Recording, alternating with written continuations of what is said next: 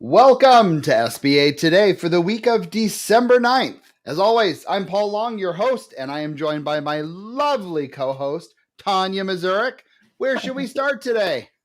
Well, Paul, I know you're going to be so disappointed that Trump actually has pointed out a different head of SBA potentially. So that's coming up, and it's not my pillow guy, which I know you're going to be so depressed. I have my opinion.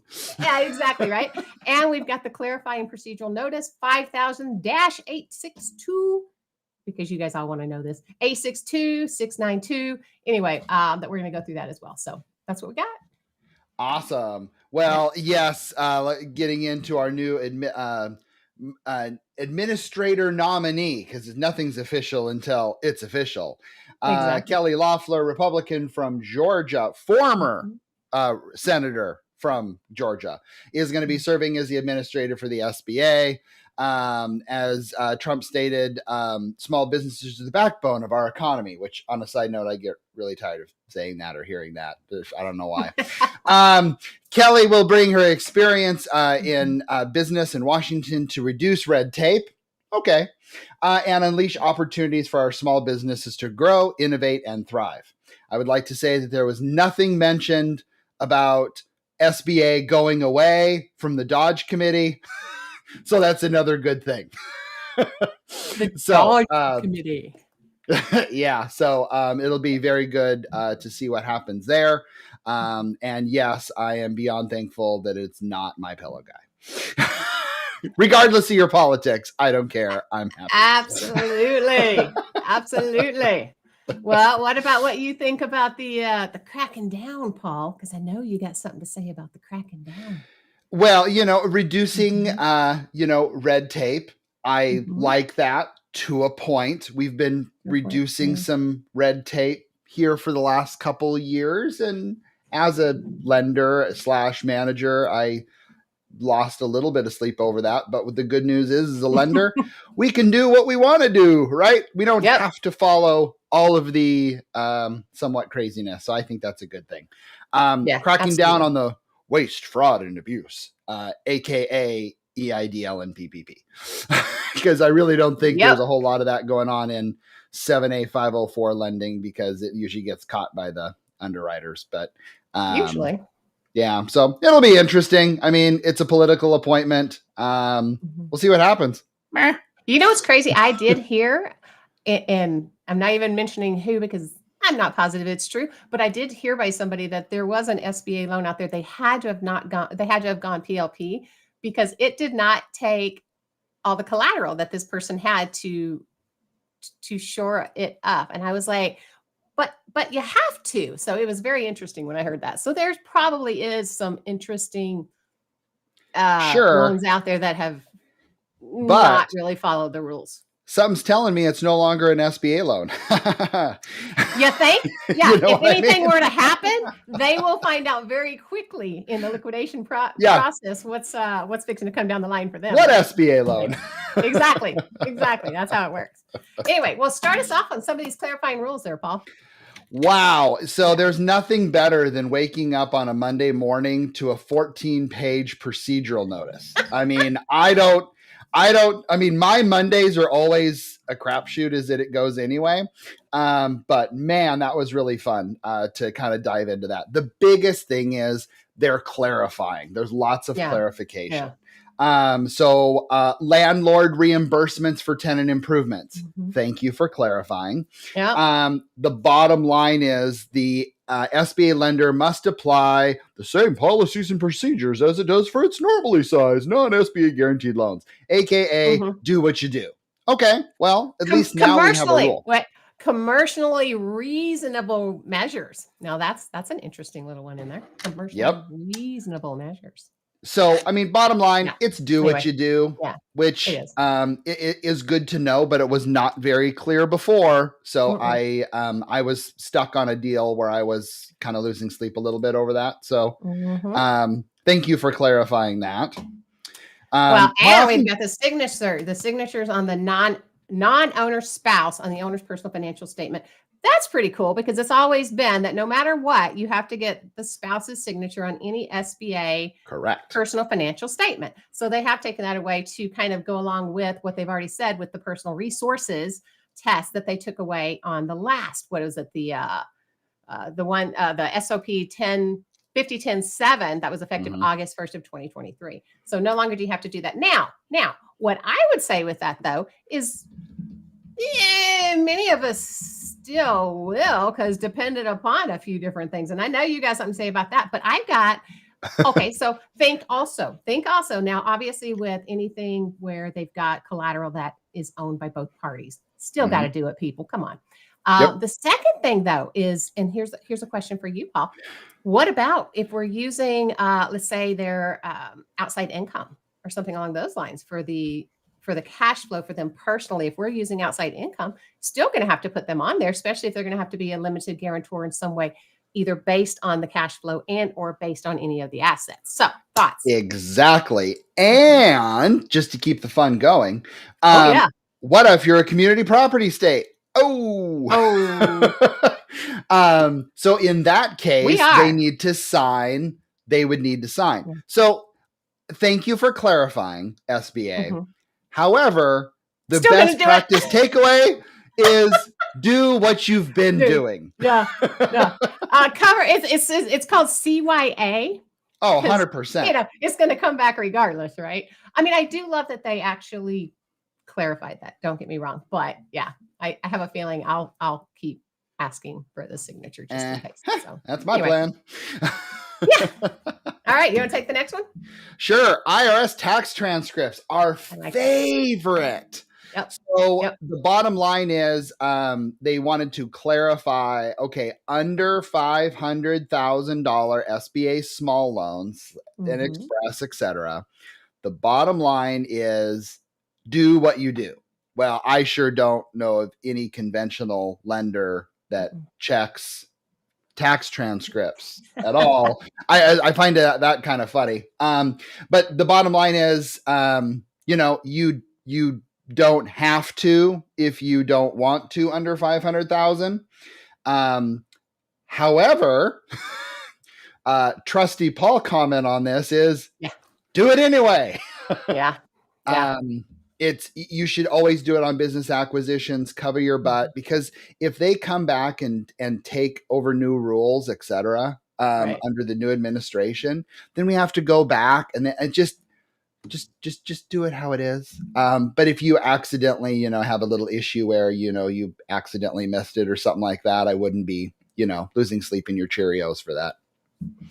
True. I do like, though, that they clarified when it came to the existing, if it's going to be an acquisition with, different legs of the business, that type thing, because that has been a challenge previously when it comes to getting, let's say you're going to buy into a franchise and the person has multiple franchises and they all roll up to the parent company. Yep. Have fun getting the freaking tax transcript or getting anything that shows the one that you're buying. That has been such a pain in my rear each and every time that I've gone through it. So hopefully this is going to be easier along those lines, that you can take some outside verification, what are some of those, like the sales tax payment records, data aggregation services, credit reporting services, third-party service. I love that. So I think that's actually a bonus. Yep. I completely agree. Good call. Yeah. Anyway, what's the next one? Let's go. Next one is C-PACE financing. And I don't know, I'm curious what your thoughts on this, Tanya, but I feel like in the past, 30, 60 days, I've been hearing C-PACE financing louder for some reason. I don't know. Maybe it's just me. I don't know if you have, etc., how long it's been around. I know it's based on states, etc., but they are clarifying that SBA can use those for the SBA programs, which is good. Have you heard of C-PACE? Like, do you? Oh, yeah. Okay. So it's a big deal. So maybe I'm just sleeping at the helm. Well, not every lender likes it. And so we had a very large one last year that I attempted to do, right? And it was going to be 22 million, stacked capital. Wait a minute. Yep. It was stacked capital. C-PACE was a big portion of it. We loved the deal. It was going to be a hotel. It Got it. We absolutely love the deal, love the borrower, love the strength, all that. And originally the CPACE portion of it was $3.5 million. So when we started looking at the collateral, we were in a really good position. Now CPACE, the difference with it's paid back by tax. It's like the tax assessments, right? So it's paid back differently than a typical loan. So we loved it. Then they changed it and they took it up to like $7.5 million with the CPACE, which God bless them. And it was the rates were better. It worked well for them. But all of a sudden our back office wasn't as confident or wasn't as comfortable since it was such a large loan. Mm-hmm. And we had that 7.5 basically in front of us to a degree. So anyway, I like CPACE. I want to keep attempting to do them. We've got a guy here in town, Frank Swain. He does a lot of them, and he was the one that helped me through last year. But I'm a big fan, so I like interesting. Well, when I do my first one, I'll make sure to call you, and you can walk me through it. Yeah. That might be very dangerous. Sorry, borrowers. Anyway. So this one I think is interesting, and I really want to hear your thoughts on this, Tanya, because I think there's a few ways of looking at this paragraph, which is either good or bad. I haven't decided yet. Loans maturity for changes of ownership. So bottom line is, you can have it based on a blended maturity of assets, or if 51% of the proceeds are towards real estate, then you get 25 years. Great. Thanks for clarifying that. However, one of the things that scared me a little bit is SBA is also updating the language to clarify that the 7A loan's maturity is based on the uses of proceeds for the 7A loan versus based on the total project. Okay. Well, in theory, but here's my question that's kind of making me a little concerned. So let's say, for example, I have a piece of real estate and I have a business acquisition and I have working capital and I have loan fees. Okay. I've always done 10% total project. Boom, there's your down. I'm reading this as real estate. If it's at $1 million, I need specifically $100,000 for that. For business acquisition, say $200,000, then I need $2,000. So it's really breaking it down rather than going full project. Does that make sense? Yeah, but are we looking at it? Is this talking about the equity injection piece, or is it talking about the maturity, the loan maturity, the length of the loan itself?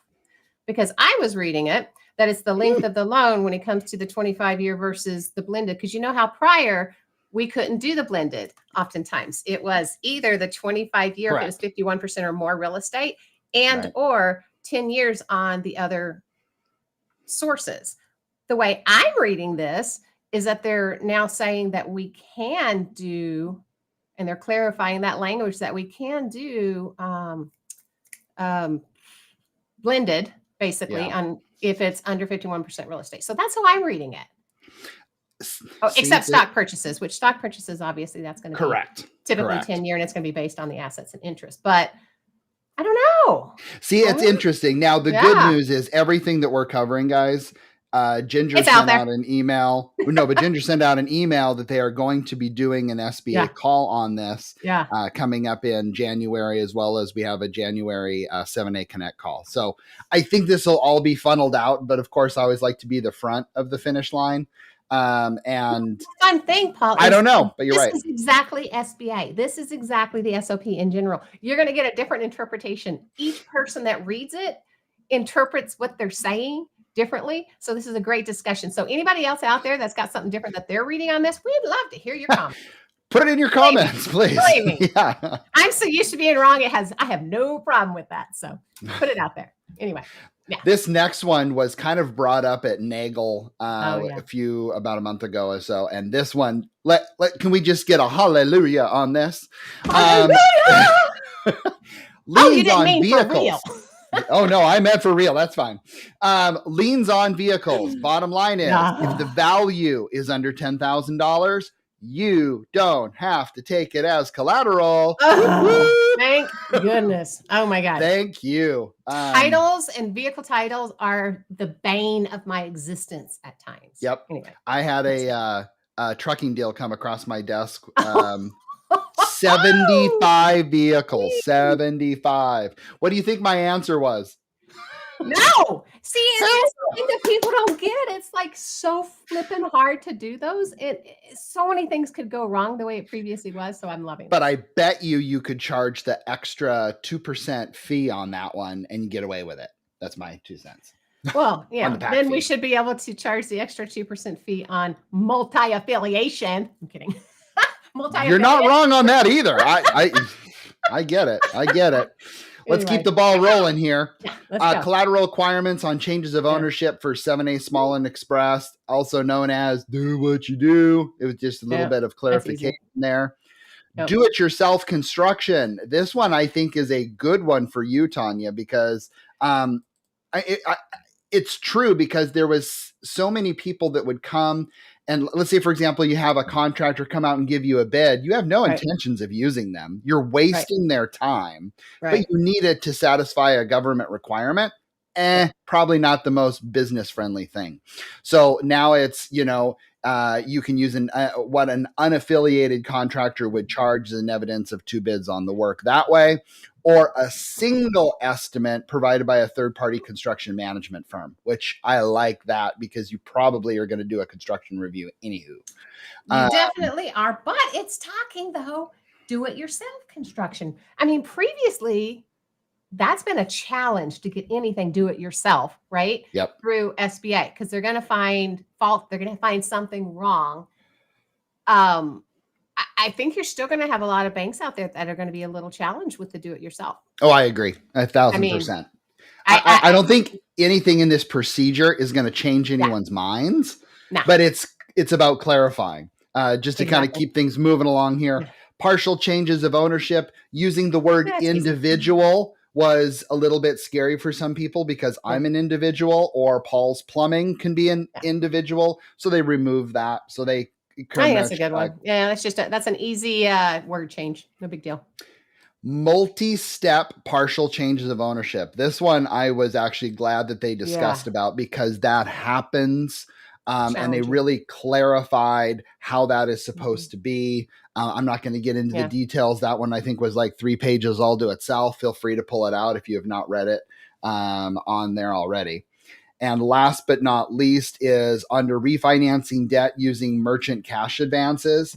SBA clarified that these loans do not have to meet the required 10% amount, because it is assumed that it was made on that it was not made on reasonable terms. So about time for that one. Come on, man. Right. I like that one. So I think that was a good addition. So again, nothing that changed your life, I think, on this, but it's always good to have some clarification on these things. So I do encourage you all to pull the notice and read it with your highlighter and make sure you understand it, or get further confused, and then attend the call in January by the SBA.